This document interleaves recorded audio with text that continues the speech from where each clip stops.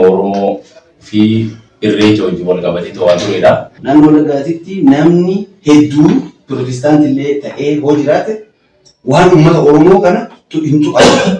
Kabilee mootummaa ta'u maal haa ta'u kabaja kennuuf baay'inaan hoo ta'u achitti kabaja qabuuf namni paasterii ta'e illee waaqeffannaadhaaf kabaja qaba. Aadaa Oromootiif kabaja qaba jechuudha. Itti utaaleetoo waan adda addaa siin hin jedhu waan tokko si barsiisetu yookaan kun hagam oofa hagam nama baasa waan hojii si gaafatee si bira dabra. Dhaabbanni hordoftoota amantii waaqeffannaa otoo hin hundaa'in dura galmoonni amantii waaqeffannaa magaalota Oromiyaa tokko tokko keessattii fi naannoo dhaabbilee barnoota olaanoo yookaan yuunivarsiitii tokko tokkotti deebi'anii ijaaramanii hojii amantii waaqeffannaa gaggeessaa turaniiru.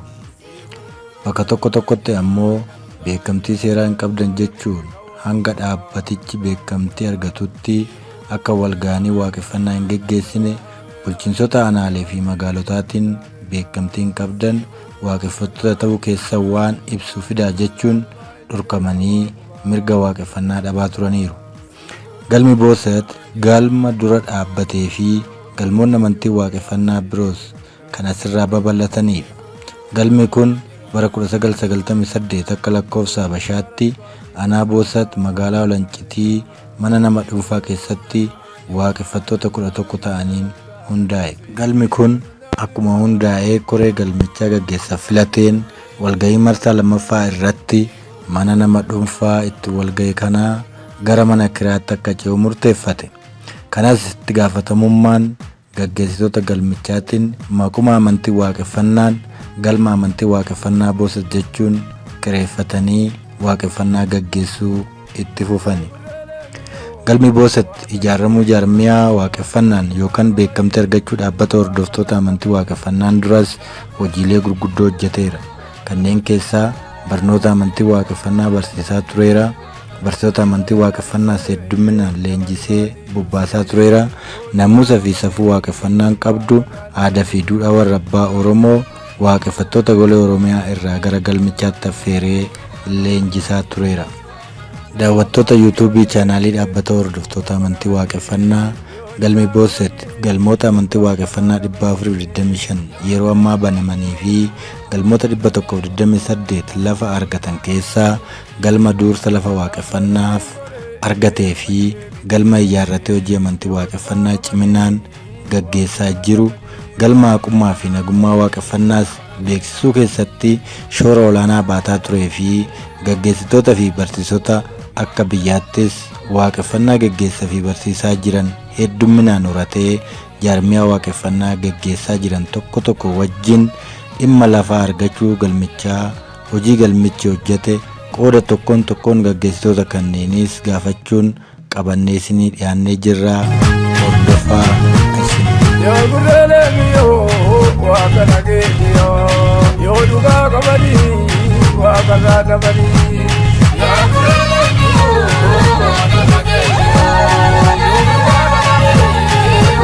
Kujisan irra gusee nama dhugaatii dursee yoo dhugaa qabanii waaqarraa dhabanii hoo.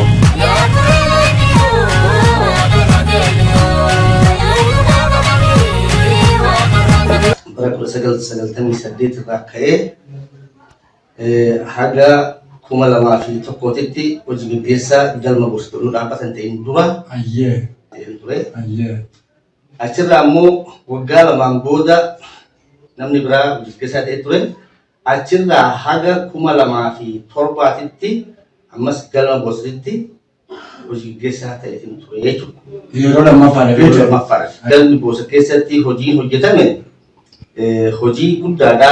Abbaa Gadaa Dagalee Abdiisaa hojii walitti fuudhanii qajeelfama isarraa barree dhaloota keenya barsiifnee galmoonni golee Oromiyaa keessatti akka dhaabbatan. Yuunivarsiitii Haromayaa, Yuunivarsiitii Wallaggaa, Yuunivarsiitii Jimmaa, Yuunivarsiitii Roobee fi Hadaamaa Maqitti galmoota muraasatiin wajjin galma jarra galma asirratti immoo galmi boosa kun shoora guddaa taphachuu isaatiin galmoota asitti barsiisota asitti leenjisee galmoota banuu irratti karaa fayyaa namaatiinis karaa gara uummata Oromoodhaa sagantaa isaanii bakka itti deebisuu isaaniis deebi'ee ijaaramanii akka dhaloonni kun of tahee ofitti deebi'ee duudhaa isaatitti deebi'ee dhaloota fayyaa qabu ta'u gochuu irratti shoora guddaa taphatee galmi boosa kun jechuudha. Nutis akka nama tokko achi keessatti yeroo jalqabaatiif namni guddaa ta'ee yookaan immoo xiqqoo hojii firdumse ana qofa ture.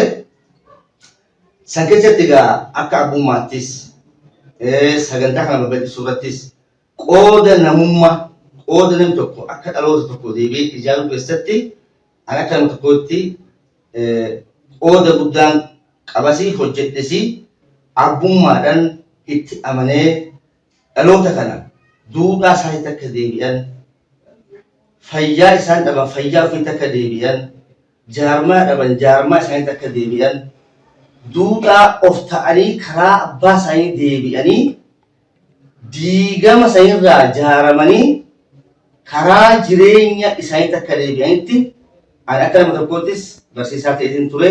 Waan kana hin jedhamne waan safaramuu hin dandeenyetu raawwatee galmi boosa kun waan guddaa hojjetee walitti qabamni namoota akka galmoota dhaabbata hordoftoota amantii waaqeffannaa jennee akka biyyaatti galma 425 kuni asirraa maliran jechuudha. Haaluma kanaan har'a immoo iddoo galmaa argachuudhaaf wal qabatee haala hundeeffamaatii fi tajaajila galmi amantii waaqeffannaa tokko kennu irratti gaafiif deebii gochuudhaaf deemna. Galmoonni dhaabbata hordoftoota amantii waaqeffannaa hedduminaan iddoo galmaatii fi iddoo tajaajila hojii yookaan awwaalchaa argachaa jiran bu'aa bahiin haalli rakkoon baay'een jiraatullee jechuudha.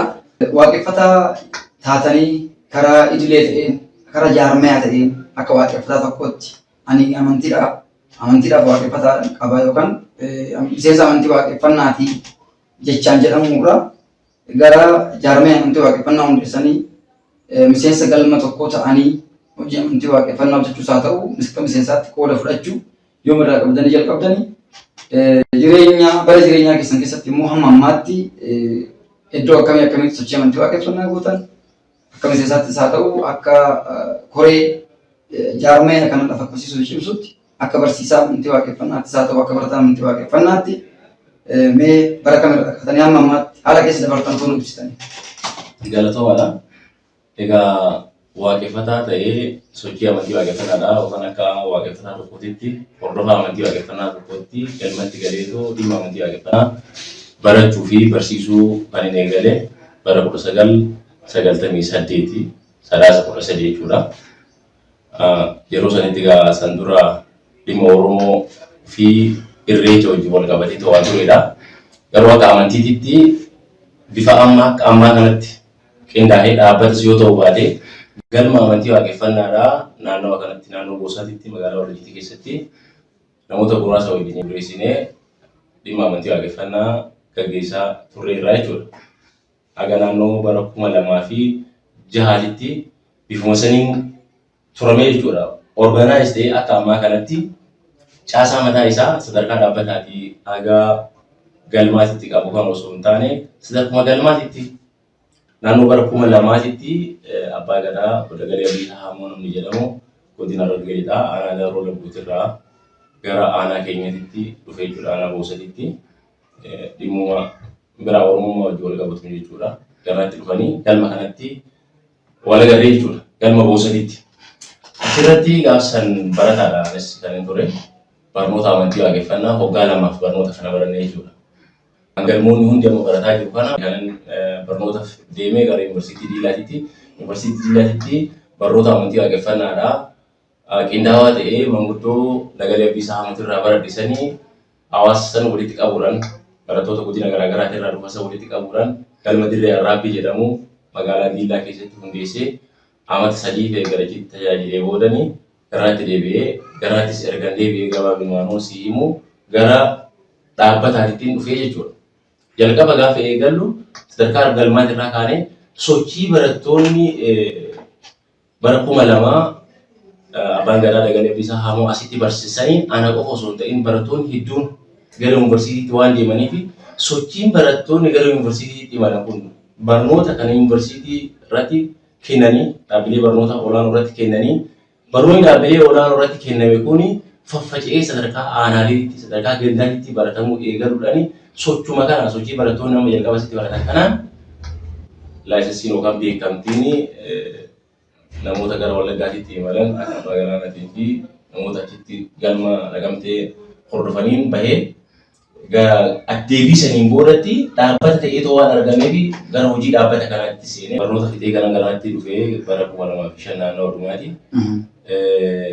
Bara 2006 Sadaasa 13 dhaabbanni hordoftoota amantii waaqeffannaadhaa yaa'ii jalqabaa bulchiinsa magaalaa Naqamteetti taa'anii dhaabbata Koree Boordii jedhamu yaa'ii waliigalaa giddugaloota kutaa bulchiinsaa wajjin giddugaloota hundeessinaa jechuudha. Giddugaloota san keessaa ani giddugala bahaati irratti hojii gaggeessaa ta'eetiin muudamee waggaa 5 fi giddugala bahaati irratti dhimmoota galmoota babal'isuudhaa dhimmoota barnoota amantii waaqeffannaadhaa akkuma waliigalaatti jaarmiyaa kana keessatti gaggeessaa amantii waaqeffannaadhaa giddugala bahaa ta'uudhaan tajaajilaa ture jechuudha. Of kennuudhaan gabaabumatti namoonni yeroo san sadarkaa giddugalaatti giddugala kaabaatti irrattis giddugala giddugaleessatti irrattis giddugala bahaati irrattis giddugala kibbaatti irrattis lixaatti irrattis baajata mataa keenyaa waan hin qabnee fi namootummaan itti amanan kun gadi ba'aniitoo rakkatanii rakkoo hawaasa kanaa haa furan jechuudhaan itti gadi baanee galmoota hundeessuu eegalee adeemsa keessas sochii keenya keessatti milkoofnee kutaa caasaa wiirtuu jedhamu hundeessinee koonyaa jedhamu hundeessinee yeroo ammaa kanatti galma wajjiniin wal qunnamee dhimma amantii waaqeffannaadhaa kan sadarkaa aanaatti hojjetu koonyaa caasaa jedhamudha jechuudha. Egaa gara wixaana hojii gaggeessaa dhaabbataatti dhufee waggaa 3 jechuudha. Amantii waaqeffannaa hundaa'e yoo ta'e akka dhaabbataatti kan hundaa'e akka galmaatitti jechuudha yookaan seentarii tokko yookaan bakka tokko bakka namni itti wal ga'ee wal barsiisu wal barsiisu tokko akka lakkoofsa warra Habashaa bara 1998 kan inni beekumsisan niidha. Namoota murtaa'een yeroo sanitti waliin akka jalqabamu ta'ee jechuudha. Sababiin isaatti deeme sababni hundaa'uu waan kanaa waaqeffattoonni waan jiraniif jalqabumaa galmi akka hundaa'u ta'e. Yeroo baay'ee namoonni baay'een waa'ee dhaabbata hordoftoota amantii waaqeffannaa yookaan immoo yeroo akkasiitti hundaa'e hoggaan jennu akkamitti fudhatu amantii waaqeffannaa akka waan hundeessineetti namoota hiikkatantu jira. Nuti amantii waaqeffannaa hundeessine yookaan amantii waaqeffannaa tolchine akka dhaabbata kanaattis haa ta'u akkuma fedhetti amantii waaqeffannaa duruma jira. Dura jira hordoftoonni amantii kanaattis durmaanii jiru. Garuu gurmaanii mirga nama amantii amanuu tokko qabaatanii ammallee immoo sagantaa ofii isaanii wal barsiisuudhaaf nama isaan barsiisu qabaatanii socho'an turre san dura. Yaaliin godhama namni amantii kana fedhii guddaa irraa qaba uummata hedduu amantii kana hordofu jira. Dhiibbaa adda addaa irraa kan ka'e namni yeroo sanitti gara kana dhufu hin ulfaatu. Fakkeenyaaf namni tokko gaa waaqeffataadhaan of hin jedhe kallattumaan wanni namaan jedhamu dhaabbata siyaasatiitti si hirkisu. Waaqeffataa tanaan ati yookaan abbaa hoosii jedhu waan ta'e siin jedhu jechaadha. Malee namichi kun dhuguma amantii kanaa malee namni sana irratti hin jiru. Saniif karaa biraatiin immoo gurmaa'uu sun yookaan immoo akka galmaatitti gurmaa'uun maal barbaachise waan jedhullee yeroo baay'ee namni ni falma waggaatti haalum tokko irreeffata uummanni Oromoo malkaa baay'eeduma irreeffataa tulluu dhaqaa kanaa achi wal ga'anii waa barachuu maaliin kuni akka sirriin taanetti namoonni fudhatanillee turame yeroo sanillee qaamonni mootummaa yeroo san turanillee qaamonni namoonni garaagaraa yeroo san turanillee wantoota akkasiisan godhu beekta yaada akkasiisan dhiyeessu hundaa'uu san irratti gadi cimsanii mormuu turame waa'ee mormaa ture jechuudha. Maal waan akka ammas hin jedhee kana waan of keessaa qabanii jechaadha. Achi keessatti bara 1998 kana hundaa'uun booda maaltu hojjetamaa maal hojjechaa turtanii isin akka nama tokkotti kan jedhu yeroo sanitti ani baratuman ture akka jalqabaati irratti amantii kana barachuman ture jechuudha. Barachatan ture namoonni nu barsiisanis hin jiru namoota santu nu barsiisaa ture nu qajeelchaa turanii barachaa ture jechuudha. Yeroo sanitti ani kutaa 8 bara. Egaa 98 kaasee hanga 2002 galma kana keessan ture jechaadha.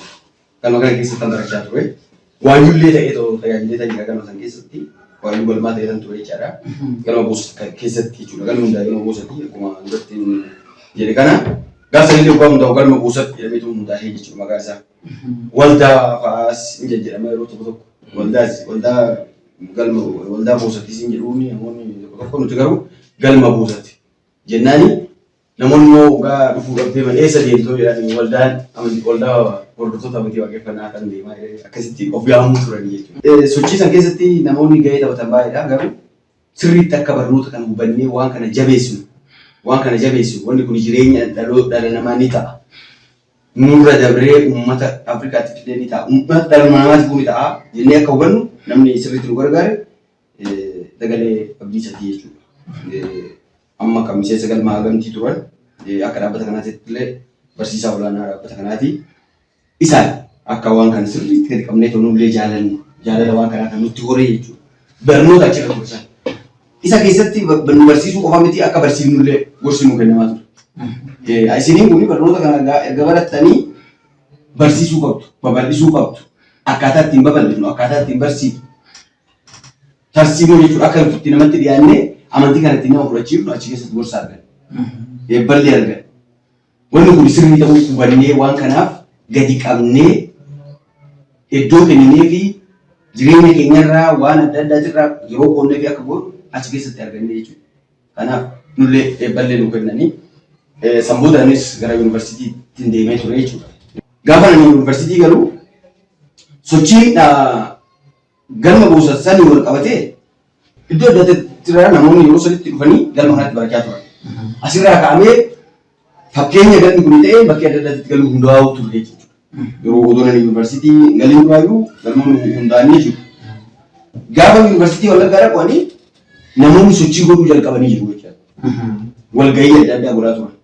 Haa ta'uutii ifa baasanii akkamitti barannaa akkamitti seera qabeessa taanaa tariitii wanna baay'ee jira rakkoo baay'ee jira waan ta'eef siyaasa wal qabsiisamee seerkaadhaa ammaa namoonni siyaasatti hirkataniiti yeroo baay'ee amantii kana dhiibu beeki siyaasatti hirkatanii maal walgahii isin gootan kun walgahii abooti isin jedhu walgahii kaafooti isin jedhu walgahii garaagaraa maqaa garaagaraatti moggasa sibira illee ta'anii si dhaggeeffatanii si amanuu hin danda'an barnoota adda barsiiftu sana hubatanii warri kun kaayyoo kana jedhee namoonni hubannee jira warri hubatu siin jira hundi wal keessaa garuu deemee yeroo hubatan jechuudha. Namoonni kun haala garaagaraatiin isaa ta'u sochii jarri sun godhaa ture yeroo sanitti Naqamte irratti barattoonni yuunivarsiitii Wallaggaa dhokatanii wal gahuu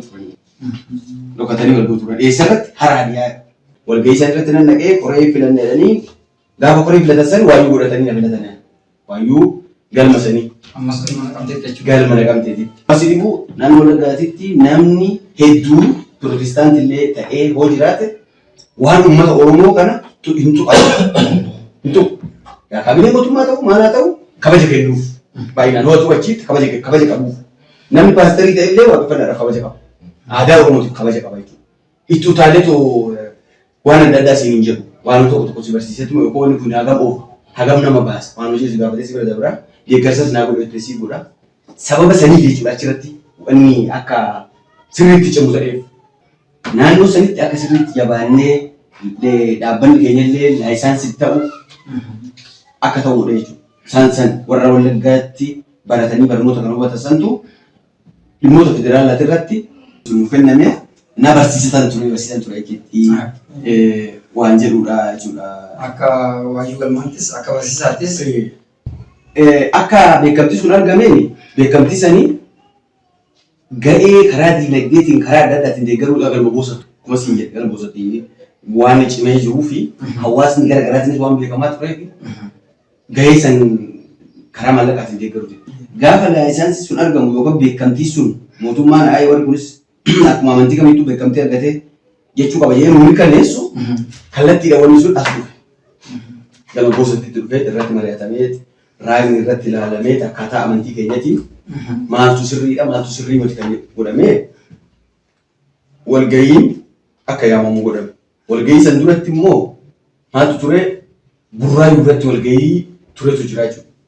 Galmoonni hundaa'an jeesuun hin jiranii miti galmoota san burraayuu irratti wal yaamamee burraayuus galmi hundaa'ee jira waan ta'eef galma burraayuu sanitti nu yaamanii warri burraayuu ofii sanitti affeerraa nu godhee dhagnee namoota lama akkas ta'anii dhagnee seera ittiin gurmaata amma dhaabbanni qabu kana dubbisamee fi namoota kanaaf himamee namoonni qaama seera abbootii seeraa ta'anillee asirratti hirmaatanii ija seeratiin akkamitti deemsisaa qaama amantii biraa wajjiniin wanna walitti nama buufne qaama mootummaa wajjin yookaan dimokiraasii siyaasaa wajjin walitti akka nama buufnetti wantoota jiru san erga hubatanii walii ibsineen booda ammaan booda koree hundaa'uu qaba akka biyyoolessaatti kan jiru irratti qaboo yaa'ii qabannee walii gallee guyyaa qabannee itti naqamteetti walga'iin godhame walga'ii naqamtee godhame san irratti koree akka dhaabbatatti yaa'ii walii galaa itti aanaa yaa'ii walii galaa ta'isan ture. Egaa saniin booda ani barnoota fixee erga eebbifamee walitti qabaa yaa'ii walii galaa ta'uun ta'e sababa adda addaatirraa ka'e jechuudha. Egaa barsiisatis turree galmootas akkasumatti hundeessatuma turree ammatti barreessaa kutaa'uu danda'u kanaa hojiin ani sirriitti gadi qabee hojjetu jechuudha. Barsiisaa dhaabbata kanaa ta'ee yeroo baay'ee hojjechaatiin ture. Barnoota kiyyaaf gara yuunivarsiitii yeroo deemu ergaan yookaan dhaammannoon dhaloonni imaanaan isaan nuti kennan achi keessa waan jiruuf imaanaa isaan fudhannee nullee waan silaa ofii barachuu dhuunfaan barachuu deemu kana alatti waan ofii kanallee yookaan dhimma amantii kana akka babal'ifnu hawaasa silaa waaqeffata ofiin yookaan Oromoo waan ofii silaa barbaadu ijaarree hanga silaa turtii naannaa san tureetti yookaan yuunivarsiitii san tureetti hawaasa barsiisaatiin ture yuunivarsiitii Maddoolaawwatti. Galmi achitti hundeessanii itti barsiisaa turtan. Galma Malkaa Shaayyaa jedhama. Bara 2006 gamana deebi'ee barsiisaadhuma dhaabbataatiin ture jechuudha. Haa ta'uutii sochii yeroo san karaa barattoota galma guusatirraa socho'an karaa yuunivarsiitii deemaniin imaanaa manguddoonni kun warri nu barsiisan kun nutti kennaniin akka silaa barnoonni sun yookaan amantii waaqeffannaatiin babal'atu godhamee hawaasni bal'aan sadarkaa amma jiru kana akka ga'u taa'ameera jechuudha. Kanaaf achiisas deebi'ee bara 2009 dhumarra waggaa lamaaf Wallaggan ture jechuudha barsiisaa dhaabbataa ta'ee fi Horoo Guduruu Lagaa aanaa Aduutuun godhuutiin ture jechuudha. Teessoon kiyya naannoo san ture.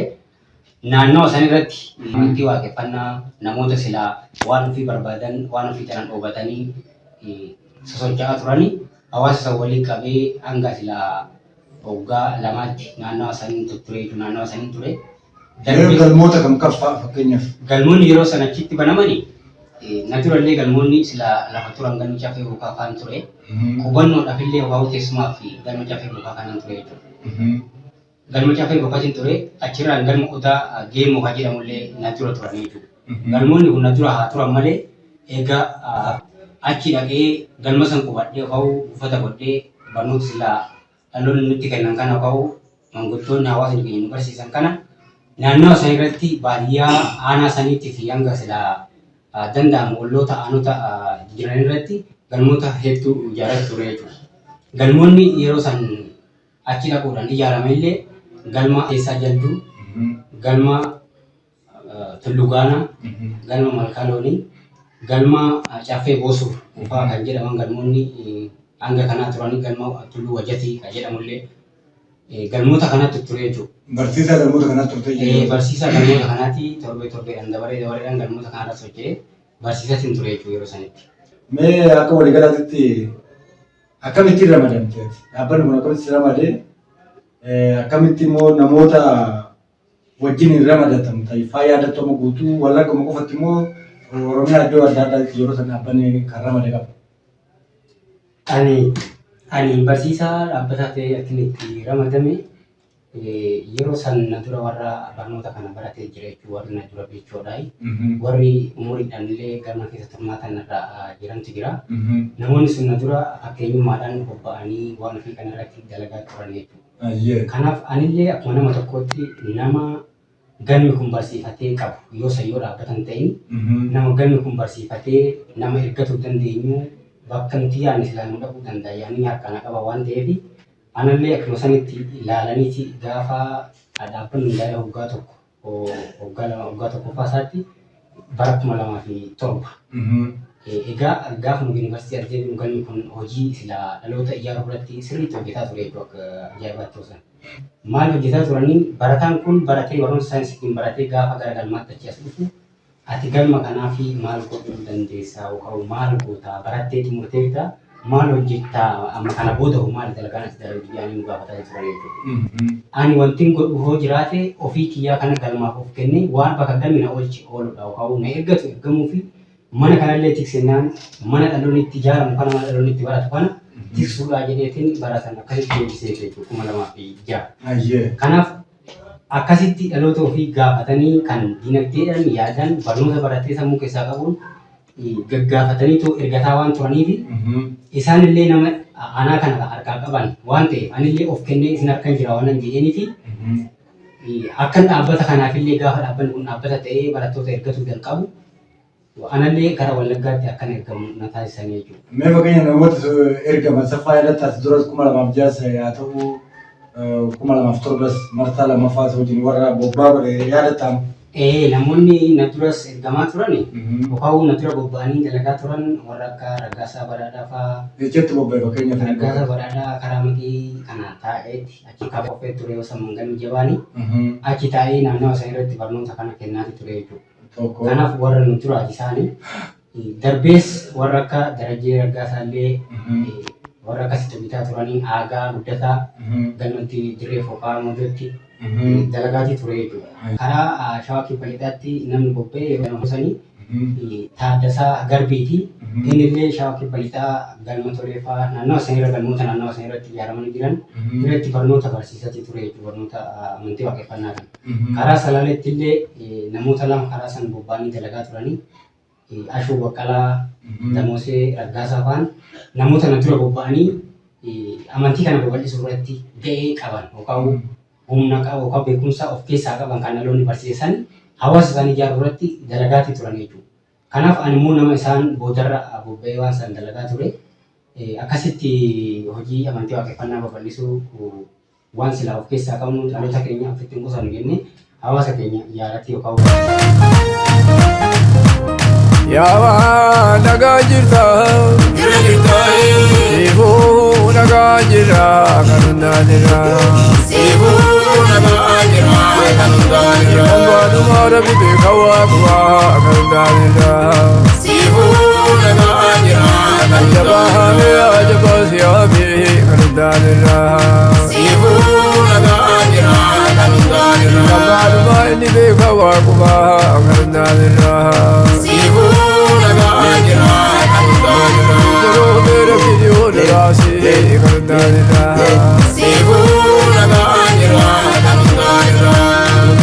Fara bibati kondara kandara Sibuna ganjira kandara Bibara lusi kandara